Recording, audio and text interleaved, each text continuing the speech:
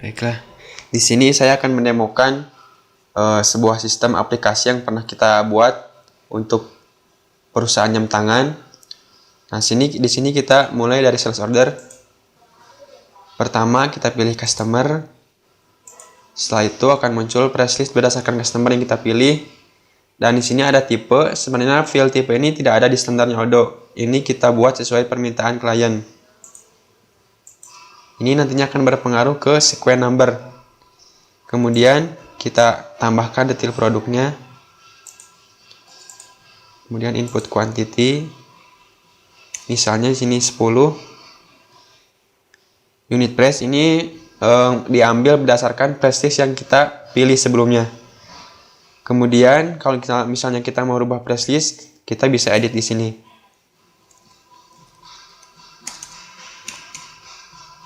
Setelah itu kalau ada diskon diinput di sini dan seterusnya.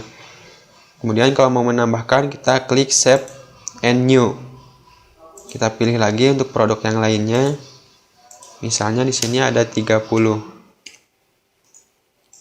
Nah, setelah itu kalau sudah selesai, kita klik button save and close. Kemudian update untuk menghitung harganya. Setelah itu save dan confirm sale. Nah, setelah kita confirm, ini otomatis akan membuat pengiriman barang.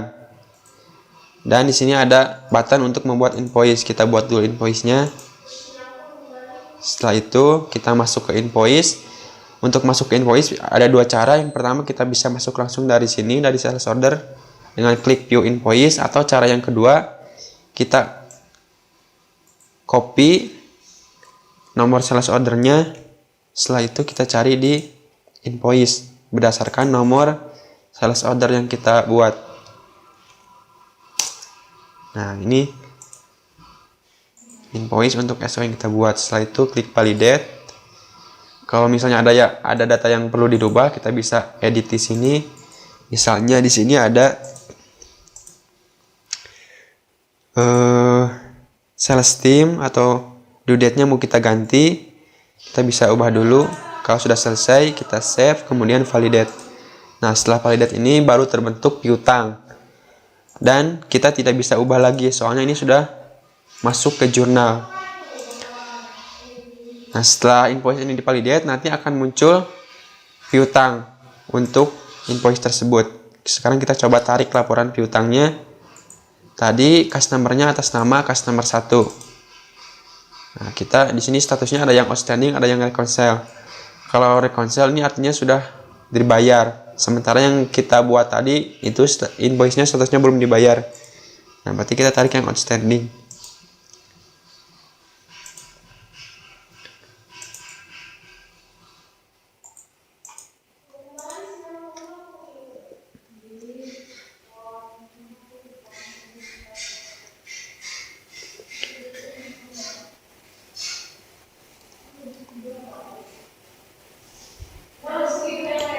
Nah, di sini akan muncul data piutang berdasarkan filter yang kita tentukan pas kita mau tarik piutangnya.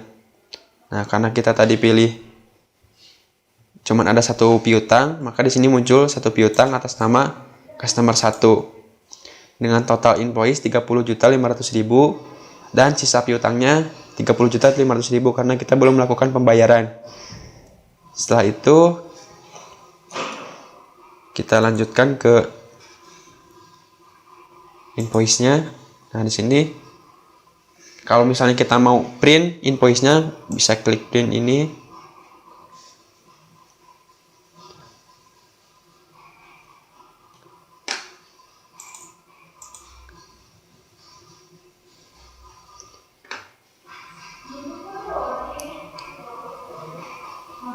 Nah, untuk tampilan invoice-nya seperti ini, tampilan standar Odoo.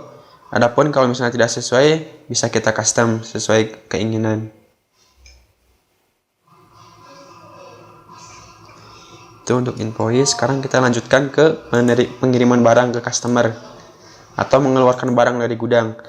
Kita bisa masuk ke pengiriman barang dengan dua cara, sama seperti masuk ke invoice.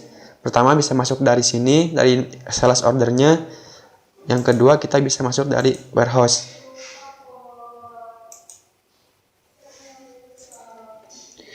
Nah, di warehouse ini ada tampilan seperti ini. Di sini ada receive, ada internal transfer, dan delivery order. Receive itu artinya kita terima barang dari supplier, internal transfer barang antar lokasi, dan delivery order ini pengiriman barang ke customer.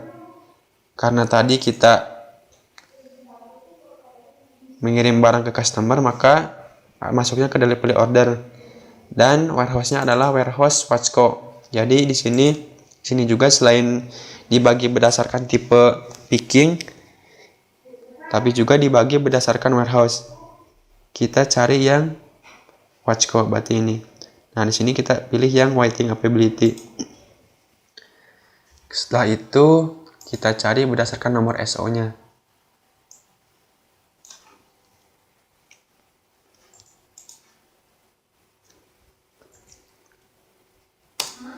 Nah, ini muncul satu pengiriman barang. Di sini statusnya masih waiting availability. Artinya ini belum dicek stoknya ke gudang apakah masih ada stok atau belum. Untuk melakukan pengecekan kita klik check availability.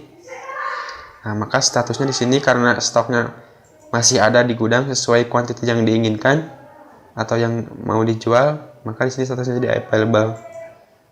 Setelah selesai, kita bisa transfer.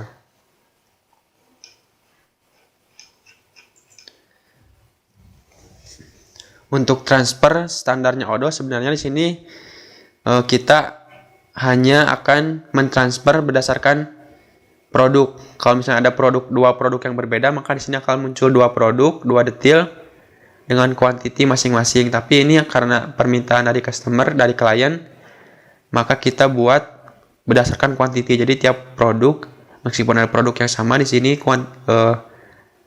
akan kalau ada kuantitinya 5, nanti akan membuat 5 detail. Dan kuantitinya di sini semuanya 1.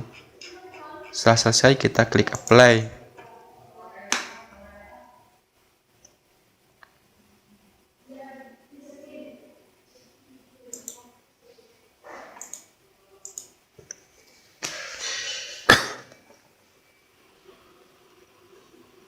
Nah, ini statusnya sudah berubah jadi transfer.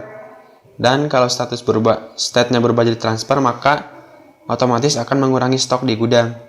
Jadi apabila kita belum transfer stoknya, maka stok di gudang itu belum terpotong meskipun kita sudah buat SO. Selanjutnya kita akan lakukan pembayaran. Ini masuk ke menu accounting, ada customer payment. Nah, di customer payment ini kita create baru, kemudian pilih customernya. Tadi customernya adalah customer 1. Pilih customernya. Nah, setelah kita pilih customer, nanti akan muncul detail hutang atas nama customer tersebut atau detail piutang atas nama customer tersebut. Di sini kita input amount-nya 30.500.000. Payment metodenya ini bisa menggunakan bank, cash, ataupun USD. Ini bisa kita tambah, bisa kita kurang. Setelah selesai, baru save, validate.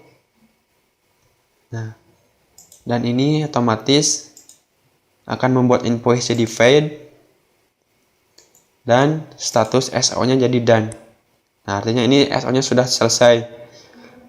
Kemudian kalau kita cek di laporan piutang lagi dengan customer yang sama dan statusnya masih outstanding, di sini otomatis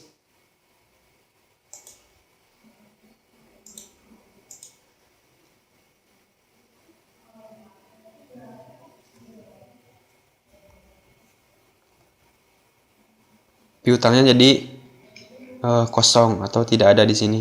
Karena tadi kita sudah melakukan pembayaran atas nama customer tersebut. Dan mungkin itu tutorial untuk sales order. Terima kasih.